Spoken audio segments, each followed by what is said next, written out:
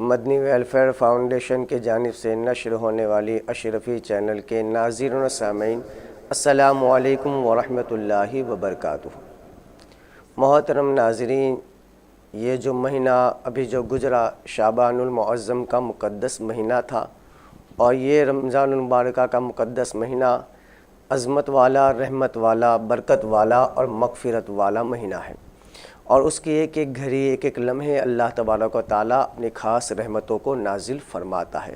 یہ وہ مقدس مہینہ ہے جس میں کثرت سے قرآن پاک کی تلاوت ہوتی ہے، اور یہی وہ مقدس مہینہ ہے جس میں اللہ تبارک و تعالیٰ نے قرآن پاک کو نازل فرمایا۔ تو ناظرین، اس مہینے کے تعلق سے اس کی فضیلتیں کیا ہے، اس کی برکتیں کیا ہے، اس کی عظمتیں کیا ہے، اور اس کی قدر ہمیں کیسی کرنی چاہیے، اس کے تعلق سے آپ کو ہمارے اسٹوڈیو میں آئے ہوئے آج ہمارے مہمان حضرت علامہ و مولانا ساجد اشرفی صاحب خلیفہ حضور شیخ الاسلام بتائیں گے، اور امید قوی ہے کہ آپ ان کی باتوں کو سنیں گے اور انشاءاللہ اس پر عمل بھی کریں گے۔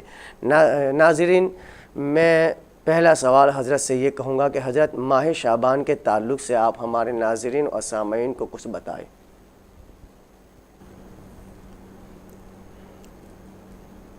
ایسا ہے مولانا صاحب کہ حدیث پاک ہے ہمارے آقا صلی اللہ تعالیٰ علیہ وسلم کی کہ شعبان بین رجب و شہر رمضان یغفل الناس عنہ یرفع فیہ اعمال العباد فاحب اللہ یرفع عملی الا وانا صائم۔ امام بیہقی نے شعب الایمان میں اس حدیث پاک کو روایت کیا۔ میں محقق علی الاطلاق حضرت شیخ عبدالحق محدث دہلوی رحمۃ اللہ تعالیٰ علیہ کی تصنیف ما ثبت من السنہ، اس کے حوالے سے حدیث پاک آپ کی خدمت میں نے پیش کی۔ میرے آقا صلی اللہ تعالیٰ علیہ وسلم ارشاد فرماتے ہیں کہ شعبان کا جو مہینہ ہے، جو ماہ رمضان اور رجب کے درمیان میں ہے، لوگ اس کی عظمتوں سے غافل ہیں۔ یغفل الناس عنہ، لوگ اس کی عظمتوں سے غافل ہیں۔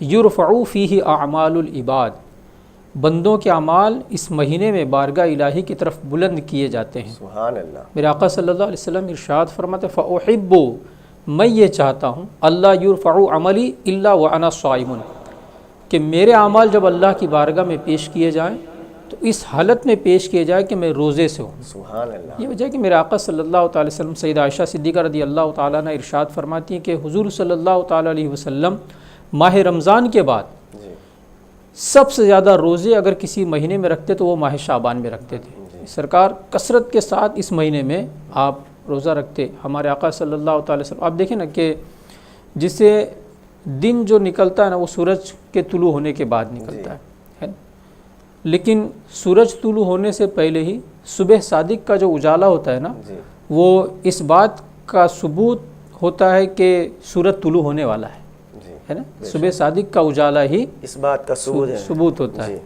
ایسے ہی ماہ رمضان کے آنے سے پہلے نا ماہ شعبان اس بات کا ثبوت ہے کہ ماہ رمضان طلوع ہونے والا ہے۔ اس کی برکتیں مطلب اللہ تبارک و تعالیٰ نے اتنی رکھی ہے، اور ہم یہ دیکھتے ہیں کہ ہمارے آقا صلی اللہ تعالیٰ علیہ وسلم نے اس مہینے کو اپنا مہینہ کہہ کر کے پکارا ہے کہ شعبان میرا مہینہ ہے۔ تو ہم اور آپ جانتے ہیں کہ فضیلتیں جو ملتی ہیں یہ اللہ تعالیٰ نسبت کی وجہ سے ہی عطا فرماتا ہے نا۔ تو ماہ شعبان کو اس سے بڑی فضیلت اور کیا ہوگی کہ میرے آقا صلی اللہ علیہ وسلم نے خود اس مہینے کو اپنا مہینہ کہہ کر کے پکارا ہے، اور یہی وہ مطلب عظمت والا مہینہ تھا جس میں اللہ تبارک و تعالیٰ نے نجات کے نام سے ایک رات ہمیں عطا فرمائی، شب برات۔ برات کا معنی ہوتا ہے نجات، اور یہی وہ رات تھی جس رات کی برکت سے حضرت سیدنا مالک بن دینار رضی اللہ تعالیٰ عنہ کو اللہ تبارک و تعالیٰ نے توبہ کی توفیق عطا فرمائی۔ وہ وقت تھا مالک بن دینار رضی اللہ تعالیٰ عنہ کا نشے کی حالت میں رہتے تھے، یعنی بڑی یہ عظمتوں والا مہینہ تھا۔ یہی وجہ ہے کہ حضور غوث اعظم رضی اللہ تعالیٰ عنہ ارشاد فرماتے ہیں، حضرت ملا علی قاری رحمۃ اللہ تعالیٰ علیہ نے اپنی کتاب نزہۃ الخاطر کے اندر اس روایت کو بیان کیا کہ حضور سرکار غوث اعظم رضی اللہ تعالیٰ عنہ نے ارشاد فرمایا کہ ہر آنے والے کا استقبال اس کی شان کے مطابق کیا جاتا ہے نا۔ جیسے اگر کوئی نیتی کا اگر کوئی نیتا آنے والا ہو ہے نا تو نعرے اس طرح کے لگائے جاتے ہیں اور استقبال کے لیے تیاری بھی اس طرح سے کی جاتی ہے، اور اگر حضور شیخ الاسلام تشریف لانے والے ہو تو پھر انتظام کچھ اور کیا جاتا ہے، نعرے پھر الفاظ الگ ہوتے ہیں۔ تو ہر آنے والے کا استقبال اس کی حیثیت کے مطابق کیا جاتا ہے اور اس کے مرتبے کو دیکھ کر کیا جاتا ہے۔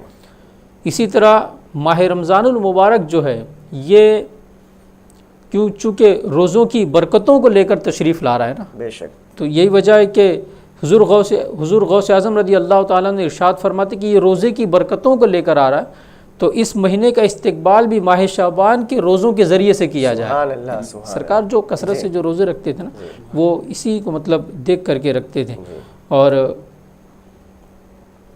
ہمیں یہ چاہیے مطلب کہ کم سے کم ماہ شعبان کی جو ابھی یہ رات جو گزری ہمارے درمیان سے، بڑی برکت والی یہ رات تھی، سارے فیصلے اسی رات میں ہونے تھے۔ فیہا یفرقو کل امرین حکیم، اس رات میں سارے حکمت والے کاموں کو بانٹ دیا جاتا ہے، یعنی گزشتہ سال کا رجسٹر بند ہوا، نئے سال کا رجسٹر شروع ہوا۔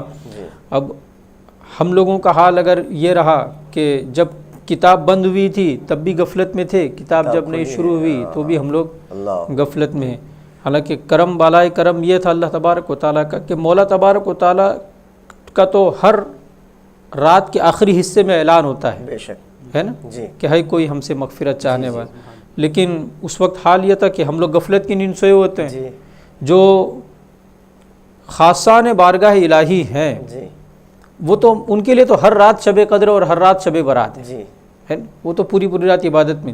ہم جیسوں کے لیے اللہ تبارک و تعالیٰ نے یہ راتیں ہم لوگوں کو عطا فرمائی کہ میں تو ہر رات تمہیں ندا کرتا تھا لیکن تم سوئے ہوئے ہوتے تھے، تو اب میں اس وقت ندا کرتا ہوں جب تم بھی جاگ رہے ہو تاکہ محروم نہ رہنے پاؤ۔ حضرت میں یہاں پر ایک چیز یہ بھی بتاؤں کہ جیسا کہ آپ نے بتایا کہ بہت سے لوگ جو ہے غفلت میں رہے، مگر ہم نے جیسا کہ یہ شعبان المعظم کی 15ویں رات تو ابھی گزر گئی، ابھی شب قدر آنے والی ہے، مگر بہت سارے لوگ اس راتوں میں جاگتے ہیں، شب معراج، شب برات، شب قدر میں جاگتے ہیں۔ عموماً یہ دیکھا گیا کہ وہ تقریر ہو یا کچھ نوافل پڑھتے ہیں مسجد میں، اس کے بعد باہر نکلا اور نکلنے کے بعد اپنی گاڑیوں سے، بائک سے، کار سے، پھر وہ ہوٹلوں میں، پارکوں میں یا کرکٹ، یہ ساری اسی میں یہ رات گزار دیتے ہیں۔ ایسا حضرت کہ ایک ہوتا ہے عبادت کی رات، ہوتا ہے جاگنے کی رات، ہاں بے شک۔ تو ہماری عوام کا ذہن یہ بنا ہوا کہ یہ جاگنے کی رات ہے، حالانکہ یہ جاگنے کی رات نہیں ہے، یہ عبادت کی رات ہے۔ تو اگر جاگنے میں ہی فضیلت ہوتی تو پھر تو کتے جو ہوتے ہیں نا وہ بھی جاگتے ہیں، پوری رات جاگ کر کے ہی گزارتے ہیں، اور الو وغیرہ جو ہوتے ہیں وہ بھی رات کو جاگتے ہی رہتے ہیں، اور کوا جو ہے نا رات میں اڑنے والا یہی تنہا پرندہ ہے، یہی رات میں اڑتا رہتا ہے۔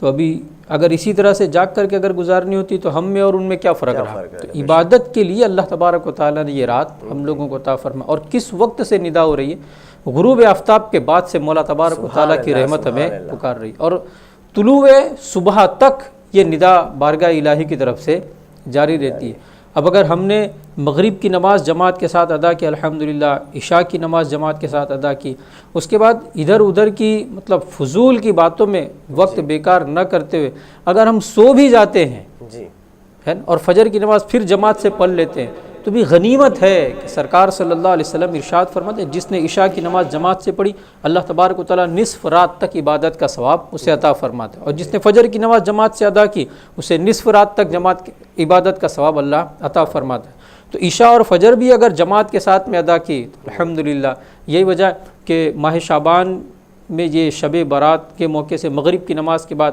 مساجد وغیرہ میں جو ائمہ کرام ہوتے ہیں وہ 6 رکعت نفل نماز اور ہر 2 رکعت کے بعد یاسین شریف، وہ ایک روایت اس طرح سے بھی پڑھنے میں آئی کہ سورہ یاسین شریف کی 1 مرتبہ تلاوت کرنے سے اللہ تبارک و تعالیٰ 10 مرتبہ قرآن مجید کی تلاوت کا ثواب عطا فرماتا ہے۔ اب آپ سوچئے کہ مغرب کی نماز کے بعد ہی اگر اس عبادت میں شامل ہے تو رات کے شروع میں ہی نیکیوں کا انبار لگ جائے گا۔ ہماری غفلتوں کو کیا، ہماری نوجوانوں کی اکثرت کا حال یہ، ہمارے آقا صلی اللہ علیہ وسلم کی ایک سنت رہی اس رات کے تعلق سے کہ قبرستان میں قبروں کی زیارت کے لیے سرکار تشریف لے جاتے تھے۔ مقصد کیا تھا؟ مرحومین کی مغفرت کی دعا۔ جی اب ہمارے نوجوانوں کی اکثریت یہ مزار سے وہ مزار، وہ مزار سے وہ مزار، وہ مزار۔ اب میں کسی پر مطلب بدگمانی نہیں کر رہا ہوں، ہر ایک اپنے گریبان میں خود جھانک کر کے دیکھے کیا آپ کا مقصد یا آپ کی نیت حقیقت میں ولی کا فیض حاصل کرنے کے لیے ان کے مزار پر حاضری کی ہے یا صرف تفریح کرنا آپ کا مقصد ہے؟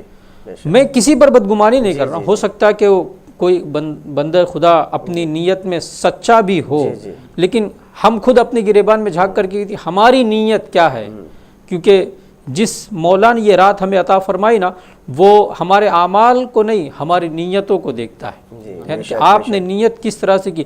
یہاں تو حال یہ ہمارے آقا صلی اللہ علیہ وسلم ارشاد فرماتے ہیں ملائکہ ہمارے اعمال بارگاہ الہی میں پیش کرتے ہیں تو اللہ تبارک و تعالیٰ ارشاد فرماتا ہے کہ یہ اعمال اس کے منہ پر مار دیے جائیں۔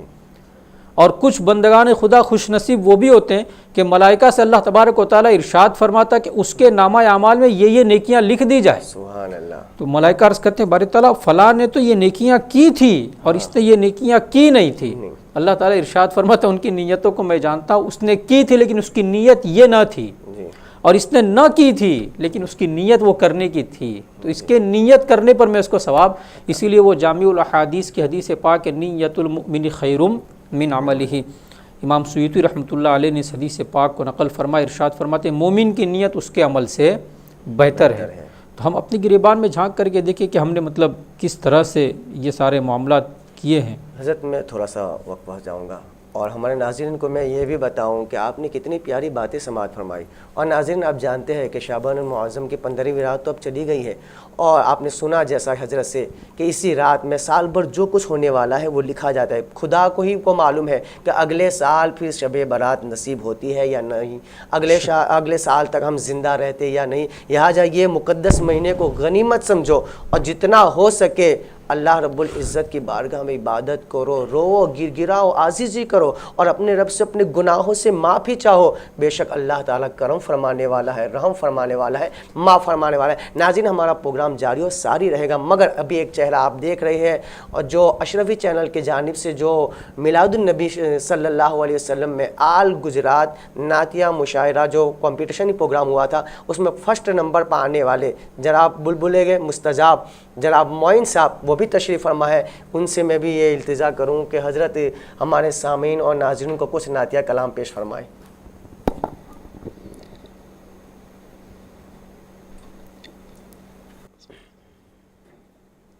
بہار جاں فضا تم ہو، نسیم گلستاں تم ہو، بہار جاں فضا تم ہو، نسیم گلستاں تم ہو، بہار باغ رضوان تم سے ہے زیب جنا تم ہو، بہار باغ رضوان تم سے ہے زیب جنا تم ہو، خدا کی سلطنت کا دو جہاں میں کون دولہا ہے، خدا کی سلطنت کا دو جہاں میں کون دولہا ہے، تم ہی تم ہو، تم ہی تم ہو، یہاں تم ہو وہاں تم ہو، تم ہی تم ہو، تم ہی تم ہو، یہاں تم ہو وہاں تم ہو، ریاست کے یہی دن ہے بڑھاپے میں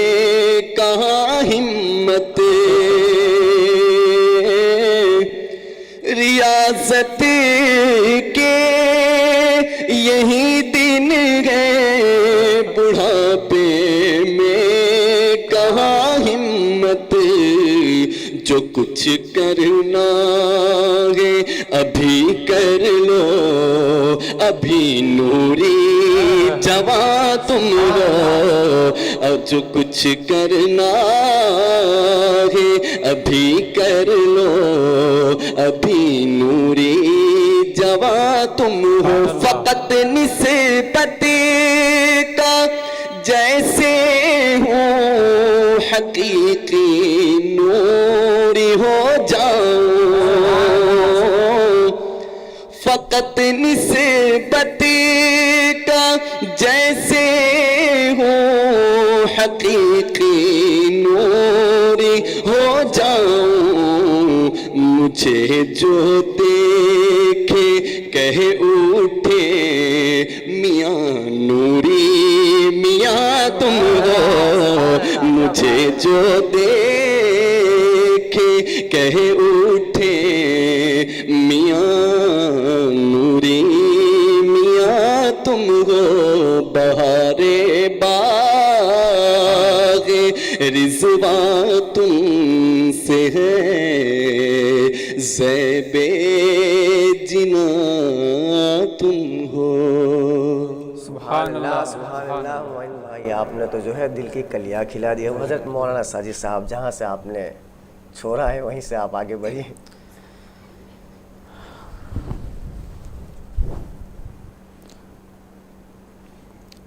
اللہ تبارک و تعالیٰ آپ کو جزائے خیر عطا فرمائے۔ آمین آمین آمین۔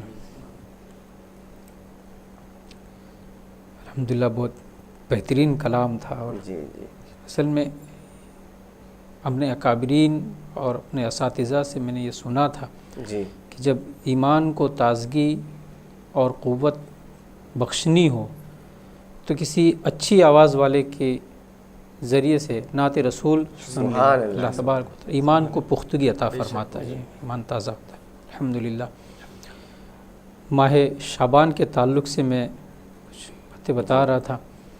دیکھو شعبان جو لفظ ہے نا مولانا صاحب، جی شعبان یہ شعب سے بنا ہوا ہے، اس کا معنی ہوتا ہے گھاٹی، جی اور گھاٹی کس کو کہتے ہیں؟ دو پہاڑ کے درمیان جو راستہ ہوتا ہے نا، جی اس کو گھاٹی کہا جاتا ہے۔ تو ماہ شعبان کو شعبان اس لیے کہا جاتا ہے کہ ماہ شعبان کے ایک طرف رجب ہے اور ایک طرف ماہ رمضان ہے۔ عظمتوں والے اس دو بلند پہاڑ کے درمیان سبحان یہ جنت کا راستہ ہے، سبحان اللہ ہے نا؟ اور یہی مطلب کہ وہ عظمت والا مہینہ ہے کہ حضرت سیدنا مالک بن دینار رضی اللہ تعالیٰ عنہ تھے، یہ مطلب وہ جلیل القدر ولی گزرے جی مالک بن دینار، کہ کسی مجوسی کے ساتھ میں آپ کا مناظرہ ہو گیا تھا۔ وہ کہہ رہا تھا کہ میرا مذہب سچا ہے، آپ کہہ رہے تھے کہ میرا دین سچا ہے۔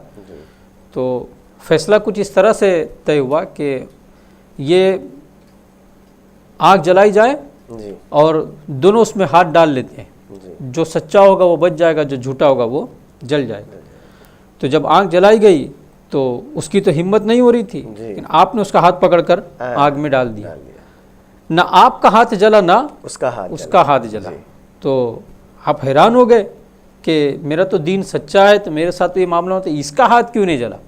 بارگاہ الہی میں عرض کرتے کہ مولا یہ معاملہ کیا ہے؟ تو آپ کو الہام ہوا کہ ابن دینار تم یہ دیکھ رہے ہو کہ وہ کس دین پر ہے، کس مذہب پر ہے، اور میں یہ دیکھ رہا تھا کہ اس کا ہاتھ میرے دوست کے ہاتھ میں ہے۔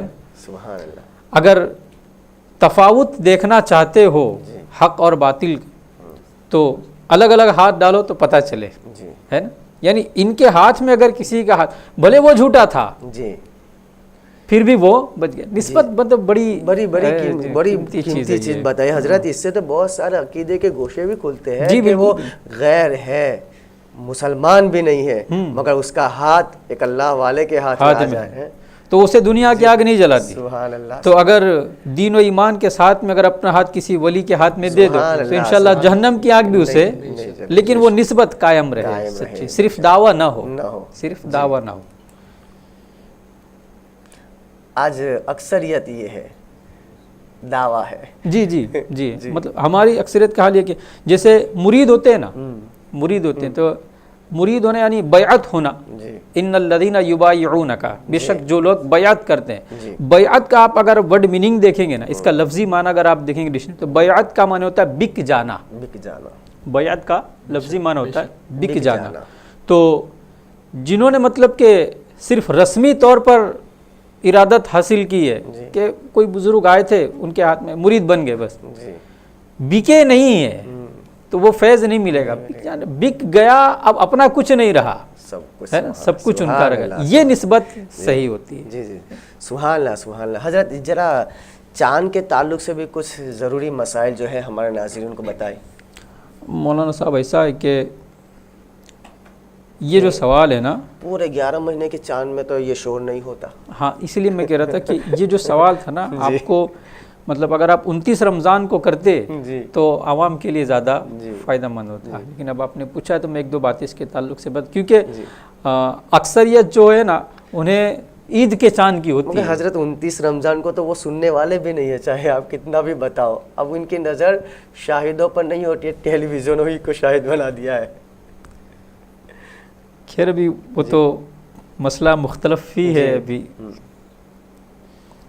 میں لیکن چاند کے تعلق سے جو متفق علیہ جو مسائل ہیں پر مطلب جسے کچھ باتیں بتا دوں.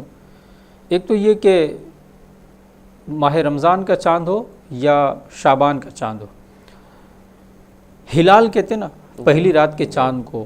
آپ دیکھتے ہوں گے کہ ہم لوگ جب مطلب اونچی جگہ پر یا چھت پر چڑھ کر کے جب چاند دیکھتے ہیں تو ہم میں سے اگر کسی کو نظر آ جاتا ہے تو ہم دوسرے کو بتانے کے لیے اشارہ کرتے ہیں پورا, ہے نا. اب اسے نظر نہیں آ رہا کہ کہاں ہے تو ہم بتاتے ہیں کہ وہ دیکھو, وہ جھاڑ کے اوپر, وائر کے نیچے, تار کے نیچے, ہے نا, وہ بلڈنگ کے اس طرف. یہ جو تو ہلال کی طرف انگلی سے اشارہ کرنا یہ مکروہ ہے. حضور صدر الشریعہ بحر شریعت وغیرہ میں ارشاد فرماتے ہیں کہ نئے چاند کو دیکھ کر اس کی طرف انگلی سے اشارہ کرنا یہ مکروہ ہے. مطلب کچھ دعائیں وغیرہ ہمارے آقا صلی اللہ علیہ وسلم نے عطا فرمائے, اللہم اہلہ علینا بالامن والایمان والسلامت والسلام ربی وربک اللہ. اے اللہ اس چاند کو ہمارے لیے امن اور ایمان اور سلامتی والا بنا دے, ہے نا. یہ دعائیں وغیرہ دی ہوئی. اچھا, ماہ شعبان مکمل ہونے کے بعد ماہ رمضان کا چاند اور رمضان کا مہینہ مکمل ہونے کے بعد شوال کا چاند. اچھا, دونوں میں دیکھیے شریعت کا حکم دیکھیا کہ ماہ رمضان کا چاند اگر کسی ایک عادل شخص کو نظر آ گیا ہے تو اس ایک شخص کی گواہی کی بنا پر چاند کا ثبوت مان لیا جائے گا. لیکن عید کے چاند کے لیے ایک کافی نہیں ہے, دو چاہیے. چاند وہ بھی ہے, چاند یہ بھی ہے. تو حکم ایسے الگ الگ کیوں کہ جس نے شعبان کا چاند ایک ہی شخص نے دیکھا تو اس نے کہا کہ مجھے رمضان کا چاند, کہ میں نے چاند دیکھا ہے اور وہ مطلب قابل ہے گواہ بننے کے, تو اس کی گواہی مان لی جائے گی اور رمضان کا اعلان کر دیا جائے گا. لیکن اگر عید کا چاند دیکھا کسی ایک شخص نے تو مانا نہیں جائے گا, دو چاہیے, ہے نا. وجہ اس کی یہ کہ رمضان کا چاند دیکھنے کے بعد ایک کی گواہی کافی اس لیے ہے کہ ماہ رمضان عبادت میں داخل ہونا ہے. سبحان اللہ, ہے نا. اور شوال کا چاند اس کے لیے شریعت نے پابندی زیادہ اس لیے لگائی کہ یہ عبادت سے باہر نکلنا ہے نا. تو وہ عبادت میں داخل ہونا تھا نا, اس لیے ایک کی گواہی کافی ہے. اور یہ عبادت سے نکلنا ہے, اس لیے ایک کی نہیں دو کی گواہی چاہیے. تو دو باشرہ ہوں. اب تو مطلب ایسا حال ہو گیا کہ رات کو 2-2:30 بجے بھی خبر آ جاتی ہے کہ ہم نے چاند دیکھا ہے. بڑی محنت ہوتی ہے. ہاں بہت محنت ہوتی ہے بیچارے.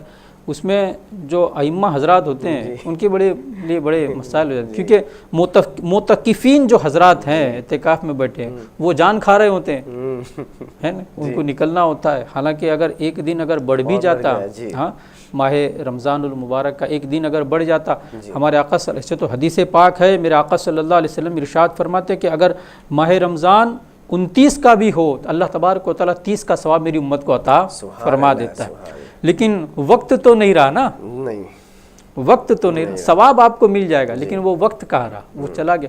ملائکہ اس مہینے کی رخصت پر آنسو بہاتے ہیں میری امت کی مصیبت کو یاد کر کے، میرے آقا کی حدیث پاک صلی اللہ علیہ وسلم۔ اور ہم لوگوں کا مطلب حال یہ کہ ہماری فکر ہوتی سرکار، میں انشاءاللہ تبارک و تعالیٰ اگر مجھے موقع ملا ماہ رمضان کے تعلق سے کچھ بتانے کا بتاؤں گا۔ میرے آقا صلی اللہ علیہ وسلم ارشاد فرماتے میری امت کو پتہ چل جاتا کہ یہ جو مہینہ ہے، یہ مہینہ ہے، اس کی فضیلت کتنی اللہ تبارک و تعالیٰ نے رکھی ہے، تو میری امت یہ تمنا کرتی کہ پورا سال ماہ رمضان ہوتا تو بہتر ہوتا۔ یہ بڑی عظمت والا یہ مہینہ ہے۔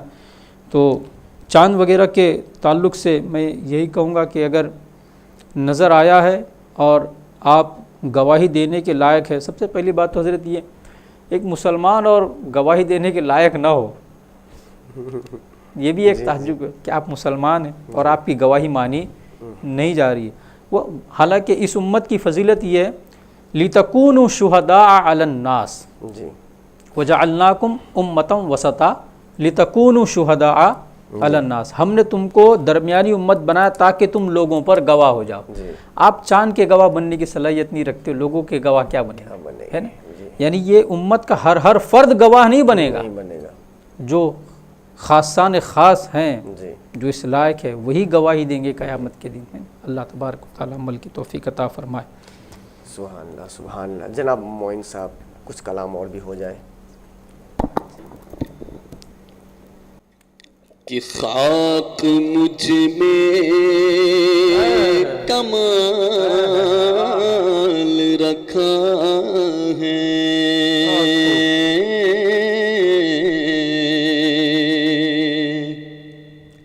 خاک مجھ میں کمال رکھا ہے، خاک مجھ میں کمال رکھا ہے، کہ خاک مجھ میں کمال رکھا ہے، مصطفیٰ نے سنبھال رکھا ہے، مصطفیٰ نے سنبھال رکھا ہے، مصطفیٰ نے سنبھال رکھا ہے۔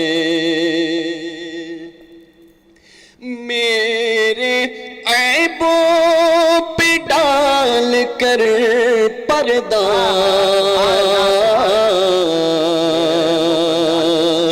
میرے عیبوں پہ ڈال کر پردہ، مجھ کو اچھوں میں ڈال رکھا ہے، مجھ کو اچھوں میں ڈال رکھا ہے، مصطفیٰ نے سنبھال رکھا ہے۔ تیرا اعجاز کب کا مر جاتا،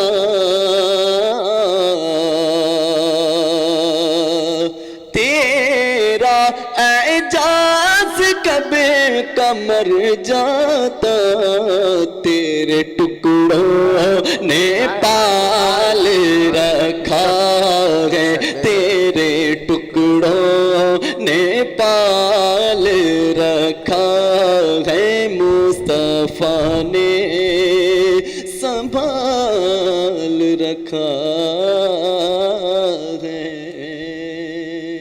سبحان اللہ، سبحان اللہ۔ حضرت برودا اور اطراف و اکناف میں سے افطار کا وقت ہو چکا ہے، تو آپ دعا بھی فرما دیں۔ بسم اللہ الرحمن الرحیم، اللہم صلی علی سیدنا محمد وعلی آل سیدنا مولانا محمد مبارک وسلم کما تحب وترضى ان تصلی علیہ۔ اللہم ربنا آتنا فی الدنیا حسنۃ وفی الآخرۃ حسنۃ وقنا عذاب النار۔ اللہم ربنا تقبل منا انک انت السمیع العلیم وتب علینا انک انت التواب الرحیم۔ آمین۔ کریمہ کار سز بندہ نوازہ مولا تبارک و تعالیٰ اپنے حبیب کے صدقے ہمارے ٹوٹے پھوٹے روزوں کو اپنی بارگاہ میں شرف قبولیت عطا فرما۔ آمین۔ مولا تبارک و تعالیٰ جو غفلت لغزش واقعی مولا تبارک و تعالیٰ اپنے حبیب کے مقبول روزوں کے صدقے انہیں معاف فرما۔ آمین۔ مولا تبارک و تعالیٰ ماہ رمضان المبارک کا کما حق ہو ادب اور احترام کرنے کی توفیق عطا فرما۔ مولا تبارک و تعالیٰ افطار کی اس مقبول گھڑی میں ہماری دعاؤں کو شرف قبولیت عطا فرما۔ آمین۔ مولا تبارک و تعالیٰ ہماری روزی روزگار گھر کاروبار علم عمل عمر میں برکت عطا فرما۔ جتنے مسلمانوں نے دعا کے لیے کہا ہے مولا ان کی ہر نیک اور جائز تمنا کو پورا فرما۔ مولا تبارک و تعالیٰ ہمیں اسلام پر زندگی اور ایمان پر خاتمہ نصیب فرما۔ ہم میں جو بیمار ہیں مولا تبارک و تعالیٰ روزی کی طاقت اور گنجائش نہیں، مولا تبارک و تعالیٰ انہیں مولا تبارک و تعالیٰ شہدائے کرب و بلا کے صدقے طفیل شفاء کاملہ و عاجلہ عطا فرما۔ مولا تبارک و تعالیٰ جو قرض دار ہے انہیں بار قرض سے نجات عطا فرما۔ جو بے روزگار ہے مولا انہیں رزق حلال عطا فرما۔ جو برسری روزگار ہے مولا ان کی روزی میں برکت عطا فرما۔ جو بے اولاد ہے مولا انہیں کو صالح اولاد عطا فرما۔ ہمارے مرحومین مرحومات کی قبر پر رحمت و نور کی بارش نازل فرما۔ کروٹ کروٹ انہیں جنت نصیب فرما۔ حد نگاہ تک ان کی قبروں کو کشادگی عطا فرما۔ مولا تعالیٰ حضور رحمت عالم نور مجسم صلی اللہ علیہ وسلم کے صدقے ہماری دعاؤں کو قبول و مقبول فرما۔ یا الہی اس جسم میں جب تلک کے جان رہے تجھ پہ شیدا تیرے محبوب پر قربان رہے، آشیانہ ہو ہماری قبر پر تیری رحمت کا، تیرے عشق میں مرنے والے کی یہ پہچان رہے، کچھ رہے یا نہ رہے پر یہ دعا ہے مولا، نزا کے وقت سلامت ہمارا ایمان رہے۔ ان اللہ و ملائکتہ یصلون علی النبی یا ایھا الذین آمنوا صلوا علیہ وسلموا تسلیما۔ اللہم صل علی سیدنا محمد وعلی آل سیدنا محمد مبارک وسلم کما تحب وترضى ان تصلی علیہ۔ سبحان ربک رب العزة عما یصفون، سلام علی المرسلین والحمد للہ رب العالمین۔